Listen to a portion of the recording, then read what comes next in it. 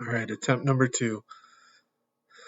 So I've had this idea sort of floating around in my head. It's sort of a combination of the Masochist series that Simo has started doing and the speed run that Nim Nim started between him and three other Yu-Gi-Oh streamers slash YouTubers, Pack, Josh, and Farfa. The question I aim to answer isn't how quickly can you beat Master Duel, how quickly can you climb to the top. The question is, what is the minimum number of master packs that you need to open in order to get to Master 1? Now, I say master packs, but ultimately what I'm talking about is any packs. So, legacy packs, secret packs, selection packs, and master packs all count. The free packs you get from crafting cards, those count too. But we're not going to be exclusively opening packs. We're going to keep cards obtained through the tutorial, through solo mode, through earning it from winning games, and we are also going to be taking advantage of the structure decks and the crafting mechanics in the game. So we can dismantle pulls and use them to craft other things. So the question then becomes, where do we start? Well, we start where all things start, at the beginning. So we sit here at the tutorial at the cusp of this journey, and I created a fresh Master Duel account.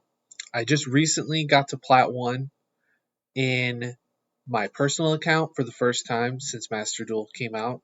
I'm interested to see how things go with this. We're going to start by doing the tutorial, and after I've gone through and done the tutorial, and once we've made it to the point where I pick my structure deck, we will resume.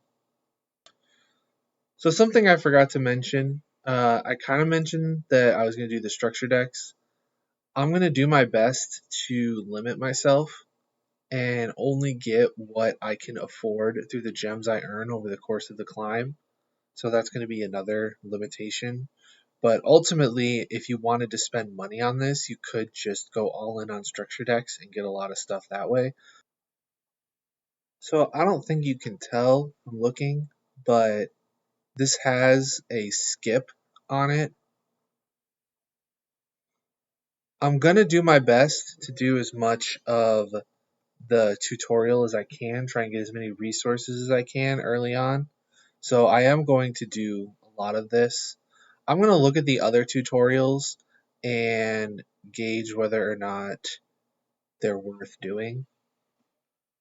I'm not going to point this out every time, but once again, this is technically skippable, but I want 500 gems, so we're going to do this. All right, so finished up the tutorial.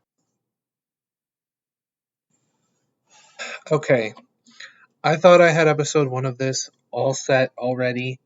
I went through the whole process of explaining a bunch of stuff, and I recorded like 45 minutes of footage. Apparently, like 10 minutes into it, OBS decided that it was going to be a slideshow instead of a video. I guess my computer just isn't powerful enough to be able to run Master Duel and record and encode video at the same time, at least not at the quality that I was trying to do originally. So if you see a drastic drop in video quality at this point, that's because I'm now, instead of outputting at 1080, I'm now outputting at 720. But I think I got through the tutorial, and about then was when I sort of lost a lot of what I was doing. We ended up picking up the Link structure deck as our starter deck. I don't remember if that was on camera. And I picked up 3 of the Salamangreat structure deck. And this was sort of what we put together. It did it again, okay? I don't know what else to say. All right, we did the game against Pendulum, and we did the game against some structure deck Andy, and partway through explaining how I put the deck together, it started becoming a slideshow again. And by that I mean it started sort of, almost like it was buffering, and then eventually it just had one static image for a really long time. But my audio was coming through fine. I think what I'm going to do instead of trying to record live commentary for the games, I'm just going to include footage of the two replays and possibly do commentary over it. We'll see if that even works. I don't know. I am hoping that that works. We'll see. I don't even know how long this video is going to be okay. Alright, so apparently the replays expired for both of the games that I did in rookie or beginner or whatever it's called. The only interesting deck was this one, which I'm pretty sure is just the Pendulum structure deck with no changes made. So I'm not going to be able to show you guys what happened in these games, but I am going to press on, maybe try to record different games, save replays this time instead of just assuming that they'll be there when I come back. So hopefully this works.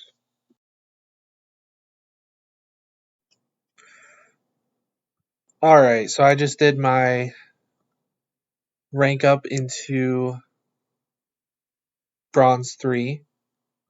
I played against Cyberdark, which was interesting. I guess it's like Cyber Dragon / Cyberdark. I think this is just 2 copies of the structure deck and then like Maxi. It looks better than it did when I was playing it, but the existence of these Cyberdark cards makes the deck pretty bad. I ended up just basically looping Roar to stop his normal summon every turn, and he couldn't keep up with that. But I wanted to say that we are getting extremely close on crafting materials. We got 9 more SR crafting materials, which puts us at 18, which means we are very close to being able to craft the Xyz for our deck. We're currently sitting over halfway, almost 2/3 of the way to a craft of an SR card. We pulled Ship Snatch.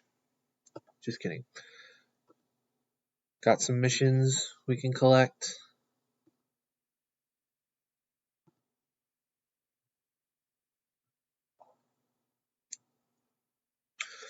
Feeling pretty good about it.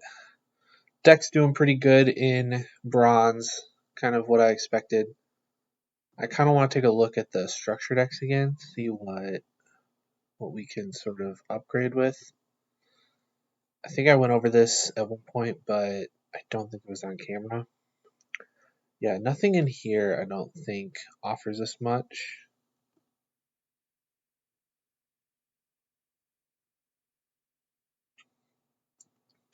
Yeah, I don't think this offers anything either. Oh, the BLS link. That's interesting. This is not useful for our deck, but I can see this being useful if you choose to go a different route. Getting just a single copy of that is definitely cool. I think...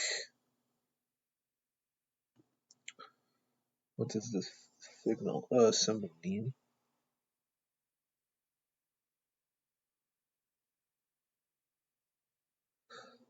Thinking about picking up a copy of this so that I can get Souls and Illusion.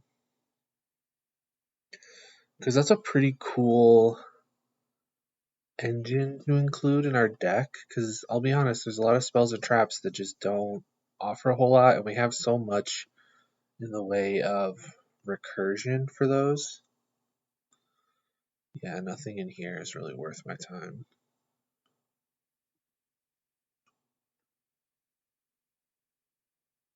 What does this do? It requires 2 spellcasters, so that's not. That requires spellcasters.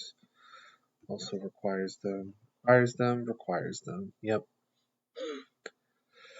Nothing in here that I think we could use generically. I know there's nothing in the dragon ones. I don't think there's anything in the cyber dragon slash cyber dark ones.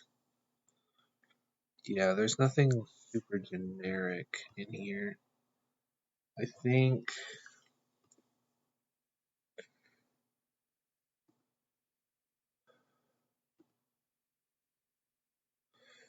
Yeah, nothing there.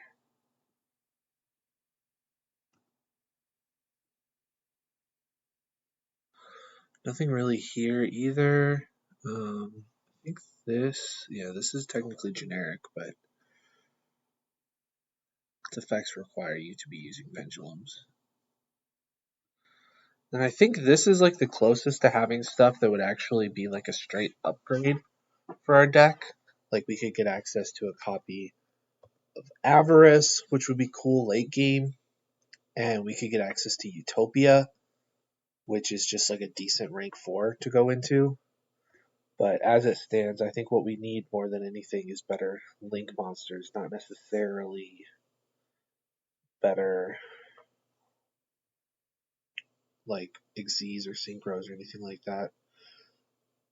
Now, we do have these free pulls that we could do, but I'm not going to because those would count towards our number of packs we've opened. So I'm going to keep dueling and try to get more crafting materials, and I'll get back here once we can start crafting some things.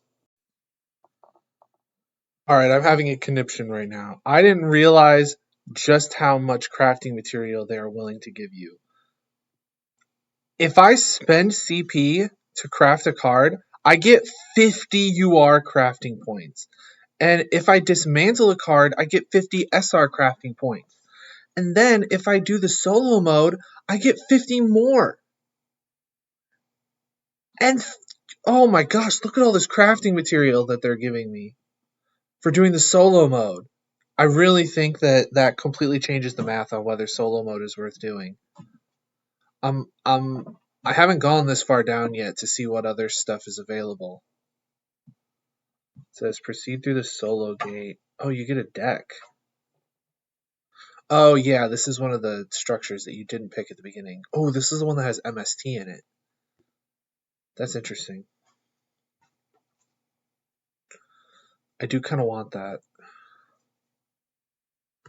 So if I get to duelist level 10, I get the dragon one, which doesn't really give me a whole lot that I care about. Like I wouldn't mind getting Ring of Destruction. That's kind of a neat card, but I'm feeling pretty good about like our ability to get more cards now. Like can you imagine doing 500 rank duels and your reward is a freaking legacy pack?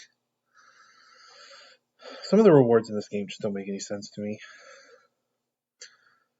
So, just as a quick update, we're in Bronze 1. I am very close to getting into the next rank, which I believe is Silver. Gotten a few crafting points, which I'm excited about. We're very close to being able to craft something. I think Rare is probably the thing we're going to be able to craft first. I don't know what Rare I'd be looking to craft. Let's look by Rare.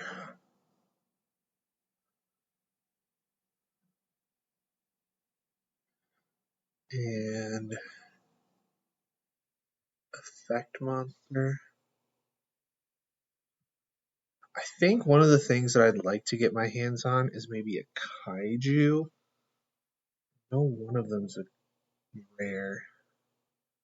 I forget. Yeah, the Thunder King. He's really big though, is the problem. Yeah, the issue is that he's just has a huge attack stat, and that's a really big problem for my deck in particular. I'd really like to start getting some going second cards or some hand traps. Here's Godarla. She's not quite as big. That might be the play. Because I could very easily topple over it. I could do like a Heatleo thing to sink its attack. I could do like Rasterliger to get over it, but Rasterliger gets over either of them. But I can do some more looking at the possible rares to see what might be our craft. Because I believe once I get it, I get the materials to be able to craft an SR, or no, not an SR. I get the ability to craft a UR, which, let's go ahead and take a look. I believe the first UR I need to craft is Access Code Talker. I think that's going to be extremely important moving forward. Like, I could craft like Ash or Maxi or one of the sort of going second staples that Salamangreat likes to play.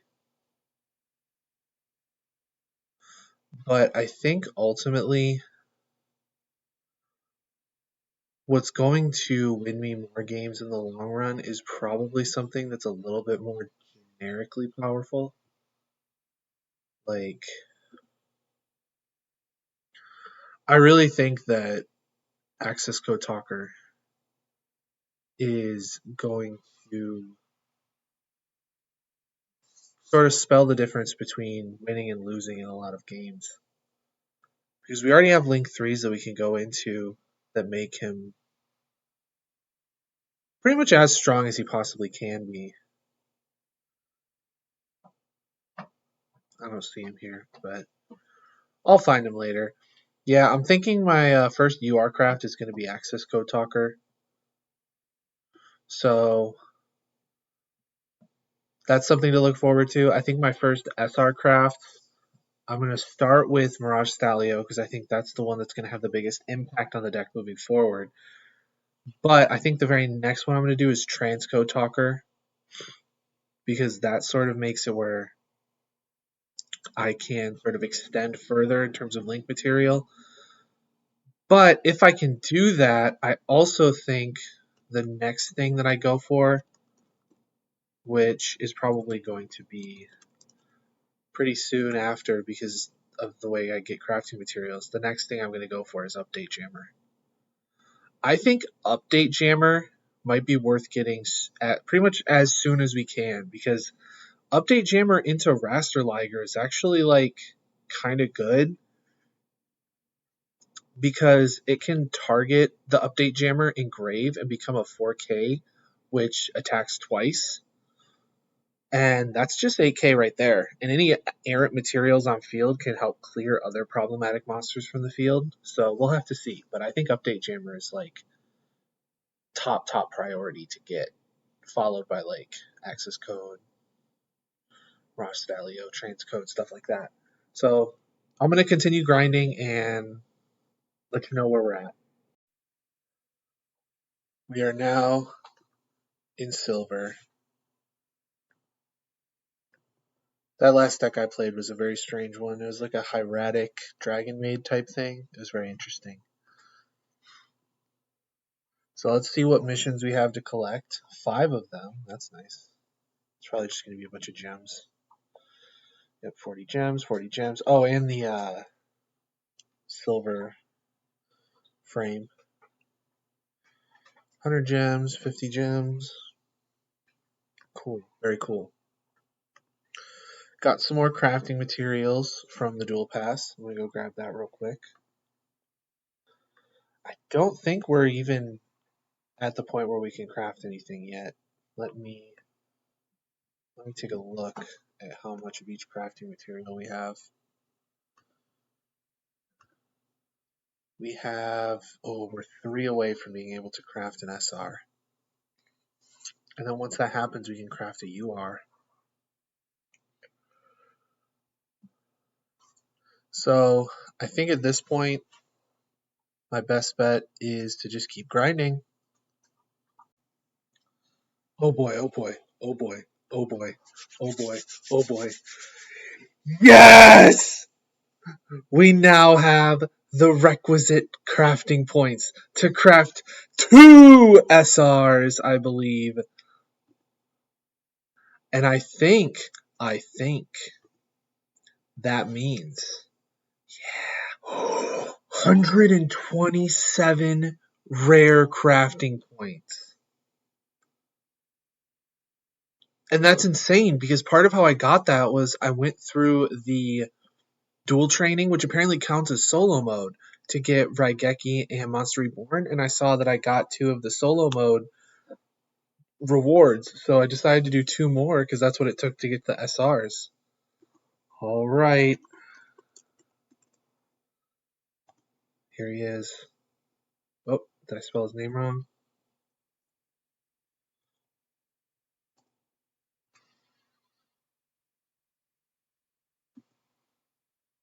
Oh, there's 2 L's. All right. Oh, there we go. That's the good stuff right there. Now, what do we cut? I think the first thing we're going to start cutting is the heat souls. And now let's go ahead and take a look at Transcode Talker, who I believe is also an SR. He is. Oh, yeah, that's the good stuff. Yes, please. That's good. That's real good. That's really good. We got 2 packs unlocked, but no packs in this challenge. I'm sure you've probably figured out. So that means with the rares, we can start looking at some powerful cards in the rare slot.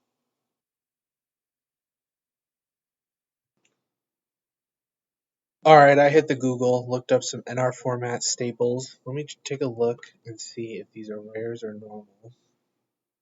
So, first up, Forbidden Chalice is a rare. That's definitely a card to consider. There was another one. There was, I believe, Book of Moon was listed. Is it a normal or a rare? It's a rare. And with Kashtira running rampant, I think 3 Book of Moon is a no-brainer. Now, one of the things that it also said was that it wanted me to decraft a card. So I think one thing I might do is for this last 30 rare, I think I might generate a 4th Book of Moon and then immediately get rid of it. I know it's a waste of 20, but I believe that earns me other crafting points. So we unlocked 3 more. Let's take a look. Receive. 50 UR, 50 SR, and 200 gems. But who cares about the gems? And that means we can start making some more stuff. We are making huge upgrades to the deck right now. We can now make 2 SRs and 2 URs. You know who's first, what ultra rare we're crafting first. It's a no-brainer.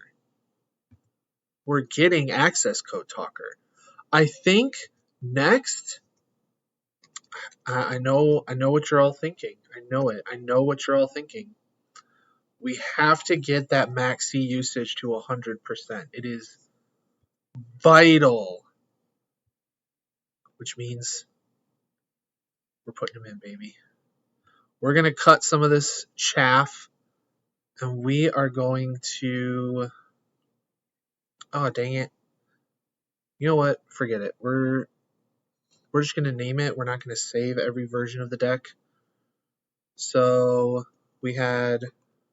Actually, I can just see them right here. Book of Moon, Raigeki, Monster Reborn. We're going to throw in access code. We can cut one of the... Helios. This deck is starting to come together. This deck is I'm pogging out of my mind here. This makes where now off of Transcode Talker, any 3 materials can now make an access code talker. Now, the only thing we're missing, the only thing that really would bring all of this together is access to Update Jammer. Unfortunately, we don't have that. Trying to think what SRs I can use my crafting points on. I'm going to go do some more looking around and get back to you. Alright, after some quick Googling, I think first SR I'm going to craft with this 60 is Pot of Prosperity, because that's an exceptionally good card for consistency. And the next card is one that I think you all have probably been thinking about. I know that I missed it at one point, not being able to out somebody's equip card early on. We're going to craft Nightmare Phoenix. That's right, boys. I think for now, best card to cut is going to be my third will. So Phoenix is going in the extra. I think we can functionally say goodbye to Gaia Saber. Do we get rid of Gaia Saber or do we get rid of Raster Liger?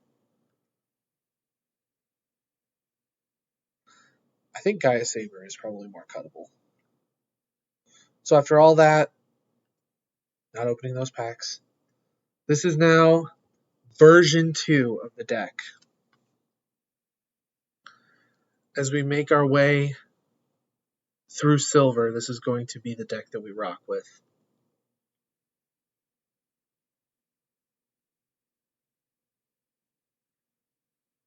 And that has been beating Master Duel, opening as few packs as possible. We are currently in Silver 5, and we haven't opened a single pack, and I'm feeling fantastic about it. I will see you guys in the next episode.